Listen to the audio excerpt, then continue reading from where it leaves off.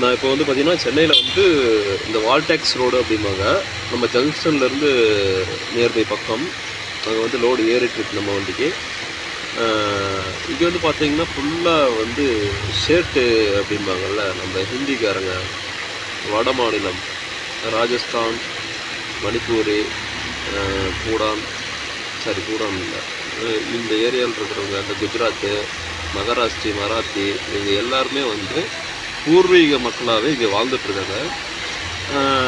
வந்து பார்த்திங்கன்னா, இங்கே இருக்கிற பில்டிங்ஸ் எல்லாமே பார்த்தோன்னா, அவங்க தங்கி இருக்கிறதெல்லாம் பார்த்தோன்னா அவங்க தான் இருக்காங்க. ஸோ இதெல்லாம் ஓன் பில்டிங் ஆட்டிருக்கு.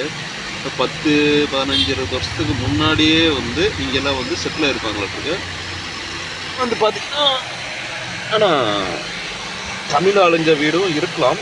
பட் எனக்கு தெரிஞ்ச வரைக்கும் நான் பார்த்ததும் நிறைய வீட்டில் வந்து பார்த்திங்கன்னா அவங்க தான் இருக்காங்க, ஹிந்திக்காரங்க, வட மாநிலத்துக்காரங்க. ஸோ நான் அப்படியே கொஞ்சம் வியூ பண்ணுறேன், நீங்கள் கொஞ்சம் பாருங்கள்.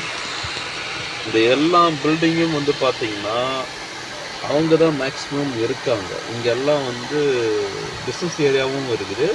ப்ளஸ் வந்து பார்த்திங்கன்னா தங்கியிருக்கிறாங்க. இது எல்லாமே ஓனாக இருக்காங்க. ஸ்ட்ரீட் வியூலாம் பார்த்திங்கன்னா செம்மையாக இருக்கும்.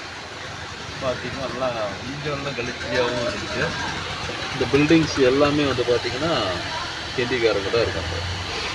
கேட்டால் வந்து தமிழ்நாடு அப்படிங்கிறாங்க. தெரியல எப்படின்னு. நம்ம ஒரு ஊருக்கு போய் பஞ்சம் பொழைக்கிறோம், அந்த மாதிரி தான் இவங்க வந்து பஞ்சம் பொழைச்சிருக்காங்க, நம்மளை பஞ்சம் ஆக்கிட்டாங்க. அதான் சொல்ல போனால் ரைட்.